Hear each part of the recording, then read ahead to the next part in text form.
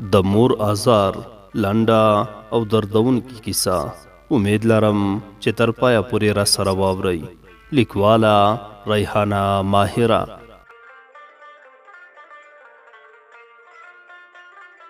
هره ورځ به په کور کې جنګونه وو. په هره خبره به لانجه وه. د کور کارونه یې هم په سمه توګه نه کول.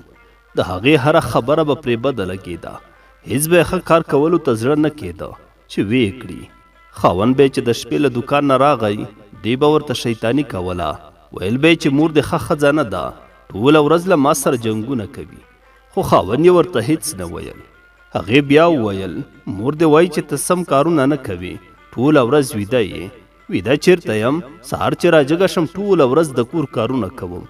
یوه ورځ چېرته په کراره کېنناستم او نه مې چېرته دمه وکړه. نه پوهېږم چې ستا مور په څه خوشحالېږي. یو ورځ مې هم ترې ښه خبره وانه ورېده. خاوند یې چې کله دا خبرې واورېدې ډېر په غوسه شو او د خپلې مور کوټې ته لاړو. په غوسه یې خپلې مور ته وویل دا څه حال دې راخیستی؟ مورې دا څه حال دی؟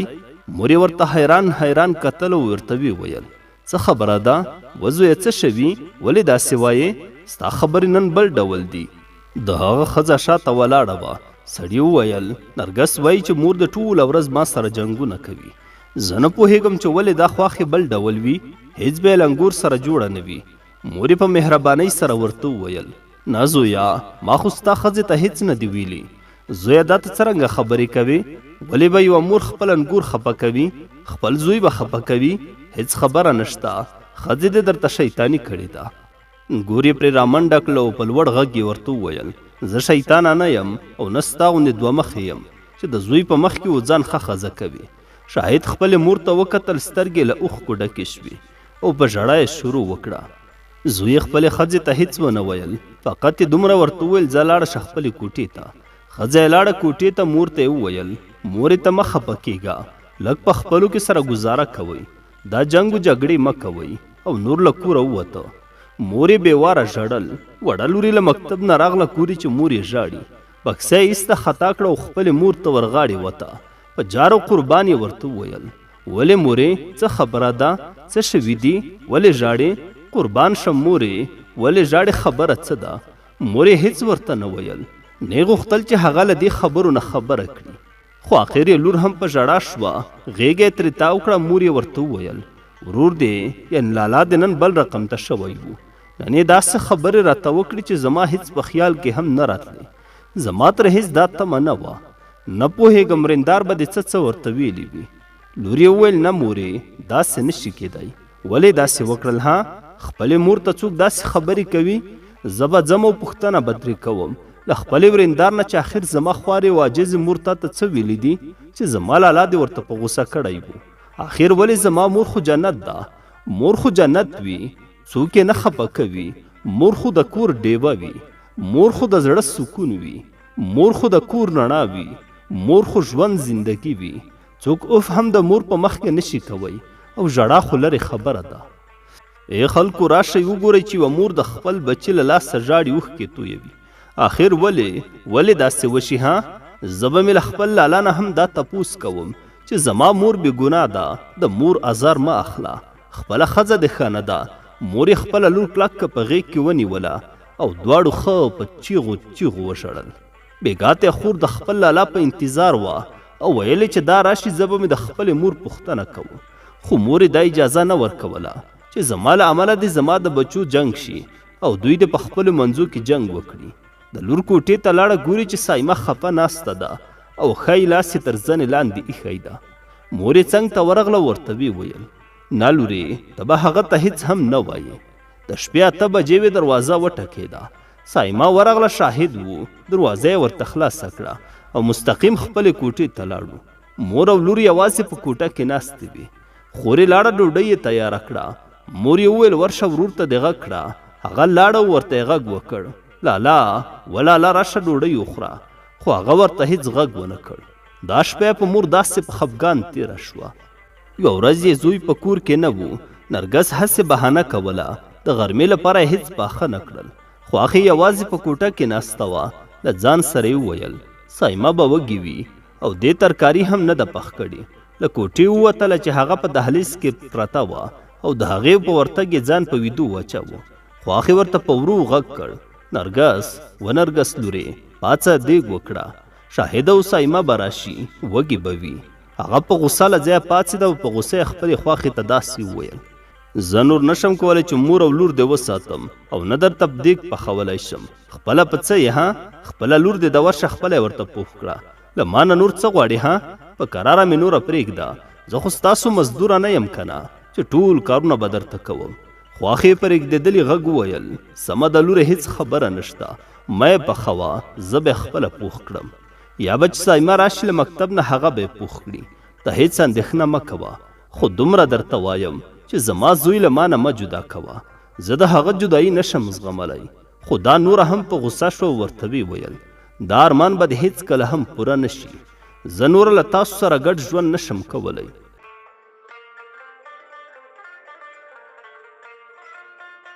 د غرمې 12 بجې وې چې دروازه خلاصه شوه. سایمه وه، هغه له مکتب نه راغله، مور یې په اشپزخانه کې لګیا وه الوګان یې سپینول، ورېندار یې ورته خبرې کولې. هغې چې مور ولیده ور منډه کړل، چاړه یې ترې واخیسته، ورته ویې ویل، مورې تر څو چې زه په دې کور کې یم ته به رانه کار ونه کړې. ولې زه د څه لپاره یم؟ د ورېندارې غږ یې راغی، لور دې په کور کېنوه چې کارونه درته وکړي، له تعلیم نه یې منع کړه. دا سبق کې موږ ته څه په کار راځي؟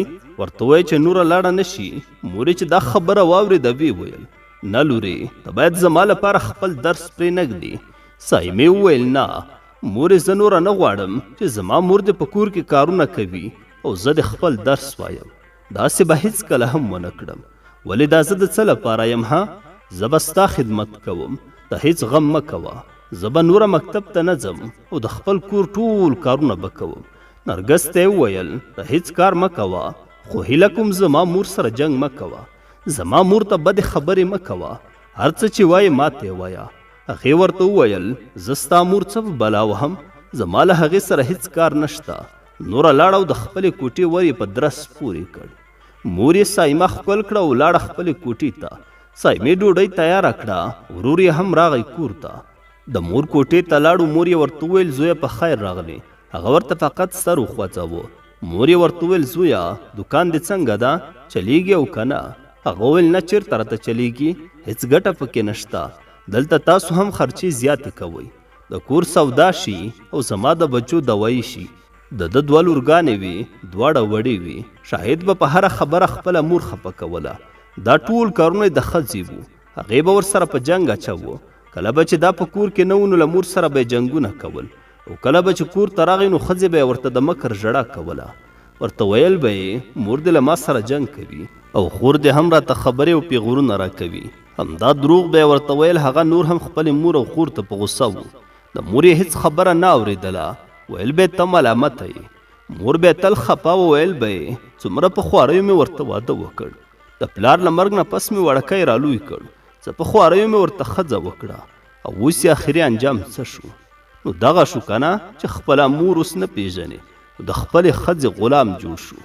تل به یې ژړل. ویل به یې، یا خدایه دا څه وشو؟ زما دا سپېره قسمت څنګه داسې یو دم بدل شو؟ زما خو همدا یو زوی و. ما ویل دا به مې تل مل وي، ما سره به ګډ وي. ښځې څه پرې وکړل ها؟ خو بیا به یې وویل، یا خدایه هېڅکله هم اولادونه چاته ما په بده اړوي چې د مور او پلار نه فرمانه وي او خپلې میندې په سرو سترګو ژړوي. شاهد اوس د پخوا په څیر نه و. د مور خبره یې هېڅ نه منله او د خپلې ښځې طرفداري به یې کوله. هغې به چې هره یوه خبره ورته وکړه منله به یې. سایمه هم نوره په کور کې ناسته. د کور ټول کارونه یې کول او د خپلې مور خدمت یې کوه. مکتب یې پرېښوده، زده کړې ترې پاتې شوې، خو مور یې ورته ډېره خفه وه.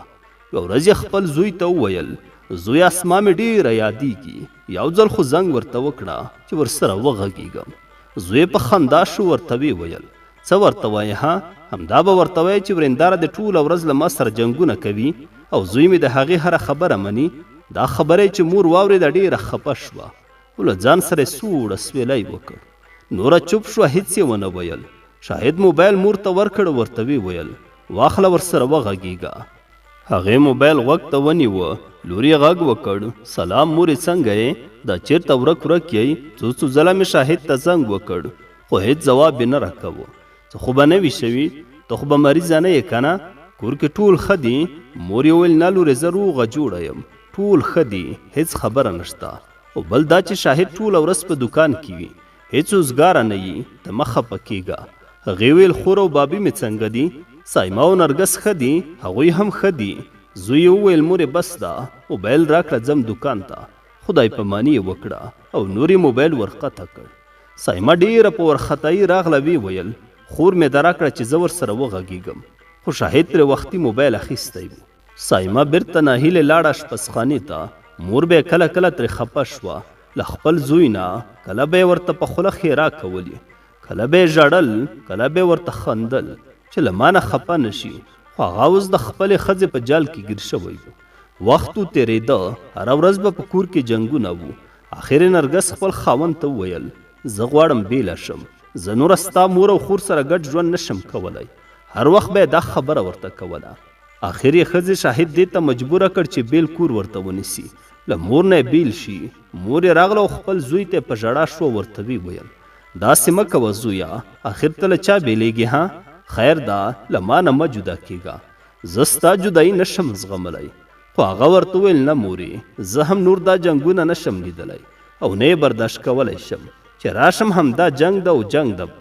بله خبره نه وي مورې ته لور د جنګونه کوئ، نو زه څه وکړم ها؟ که دا جنګونه مو نه کولی اوس به نه سره بیلیدو. مور یې په سرو سترګو ژړل. بیا یې زوی وویل ته مه خفه کېږه چې کور کې سودا خلاصه شي، زه به راځم او درته اخلم به یو څو روپۍ به هم درکوم. هغې په زوره وویل زما پیسې نه دي په کار زویه، زما ته په کار یې، خپل زوی مې په کار ده، هیله کوم له ما نه مه بیلیږه. شاهد په زړه داسې سخت و چې د خپلې مور اوښکو ته هم ونه کتل او روان شو. یو دم یې مور ورپسې چیغه کړه، ورته یې وویل ودرېږه، ځې خو او رانه بیلیږي، خو هیڅکله به هم په ژوند کې کامیابه نه شي، زما ازار به واخلې. هغه هیڅ ونه ویل او له کوره ووته. دروازه یې په ګړز بنده کړه.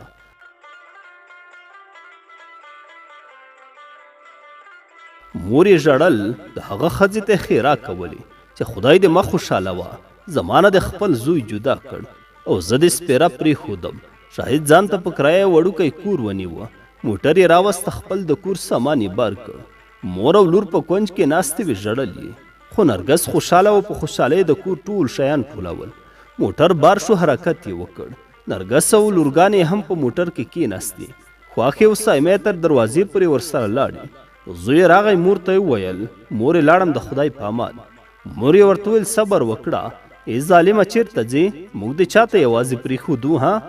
زوی سر ټیټ نیولی و، نور روان شو. د موټر مخکې سیټ کې کېناسته. د هغوی موټر حرکت وکړ. مور یو دم په دروازه کې راپرېوته، بېهوشه شوه. سایمې چیغې کړې، هېڅ څوک نه و چې مرسته یې ورسره کړې وای. لاړو، اوبه یې راوړې، د مور په مخ یې واچولې. یو څو شېبې بعد یې مور په هوش راغله. له لاسه یې ونیوله او کوټې ته یې بوتله. سایمې خپل ورور ته ښېرا کولې، خدای دې مه خوشحالوه، موږ دې بې اسرې پرېښودو، خپله مور دې پرېښوده. مور یې ورته په ژړا وویل غلې شه لورې، ښېرا ورته مه کوه، خدای دې خوشحاله لري چې هر چېرته وي چې دا خوشحاله وي موږ هم خوشحاله یو. یوه میاشت وته، مور یې ورځ په ورځ خرابېده. یوه میاشت بعد شاهد د خپلې مور کور ته راغی. ګوري چې مور یې د پخوا په شان نه وه، ډېره ډنګره شوې او خرابه شوې وه. مور یې زوی ته رامنډه کړل. شاهد یې کلک په غېږ کې ونیوه او ژړا یې زور واخیسته. یوه شېبه یې په غېږ کې نیولی او ژړل یې. ورته ویې ویل ته چېرته رانه لاړې؟ دا د یوه میاشت وته، ته اوس زما پوښتنې ته راغلې؟ ته چېرته وې؟ زما د زړه سکونه ولې نه راتلې؟ نورې مې سترګې دروازې ته سپینې شوې. موبایل هم نه و چې زنګ مې درته وهلی وی. سایما هم راغله، له خپل لالا نه یې لاسونه تاو کړل.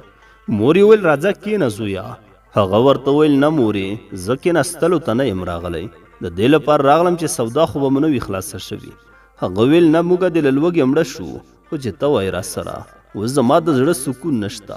هغه لږ شېبه کېناسته، خور یې لاړه چای پسې. ده ورته ویل زه چای نه څکم، مه یې کوه. مور یو ځل بیا خپل زوی کلک په غېږ کې ونیوه، د پخوا په شان یې ښکل کړ. شاهد له ځایه پورته شو. مور یې وویل زویه نن شپه به دې له موږ سره کړې وه. هغه ویل نه مورې، زه دلته شپه نشم کولی، بیا نرګس دوی یوازې پاتې کېږي. د مور په زړه کې اور بل شو چې خپله مور او خور یې یوازې پرېښودې او دا ترې لاړو د تل لپاره. مور یې ورته له ډاره دا خبره نشوی کولی، د خپلو ګیلمنو سترګو اوښکې پټې کړې او زوی ته یې وویل شاهده خپلو لمسیانو پسې ډېره خفه شوي یم، سبا ته د ښځه او بچي راوله، یو څو شپې به دلته وکړي. هغه په پیسخاند وخندل او ویې ویل نه هغوی دلته نه راځي او نه شپه کوي. دا خبره یې وکړه او نور یې خدای پاماني وکړه او له کوره ووته.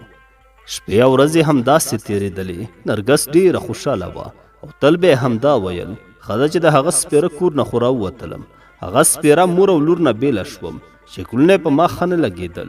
تل به یې خندل. مور او زوی په ژوندانه سره جدا کړل د تل لپاره. د شاهد مور به هر وخت ژړل او شاهد به یادېده. له بلې خوا نه یې له هغې واده کړې خور نه هم کوم خبر نه درلوده چې ورسره غږېدلې وی. شپې او ورځې تېرېدلې. د شاهد ښځې به خندل، خندا به یې کوله او مور او خور به یې هلته په سرو سترګو ژړېدل. د خپلې مظلومې مور فریاد یې نه اورېده. یو سهار شاهد وختي راپاڅېده او د سل لمونځ یې وکړل. ساعت ته یې وکتل د سهار 6 بجې وي. دا به هر سهار وختي کار ته ته. نرګس به ورته وختي چای تیاراوه. کوټې ته لاړو، ګوري چې ښځه او لورګانې په خواږه خوب ویده دي. زړه یې پرې ونه شو چې غږ پرې وکړي او ده ته چای تیار کړي. همداسې پرېښوده او لاړه اشپزخانې ته خپله یې ځان ته چای تیاراوه. په ټوله اشپزخانه کې د ګاز بوی و. چاینکه یې له اوبو ډکه کړه او په ګاز یې کېښوده. کله چې ورته د اور پلته بله کړه یو دم درس شو. ټوله اشپزخانې اور واخیسته. ګاز ډبه والوته.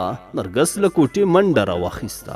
اشپزخانې ته یې وکتل، دروازه یې خلاصه وه، سرې لمبې وې، نور هېڅ نه تر سترګو کېدل. هغې چیغې کړې، ټول کور یې په چیغو ونیو. نارې یې وکړې شاهده و شاهده. د شاهد هېڅ درک نه و. بیا یې ویل په تا څه وشول؟ چېرته یې؟ له کړکۍ یې وکتل، د شاهد ټول جسد سوځېدلی و. خپل ژوند یې د تل لپاره له لاسه ورکړ. د خپلې مور مظلومو اوښکې هېڅ قدر ونه کړ او له دې دنیا نه لاړو د تل لپاره.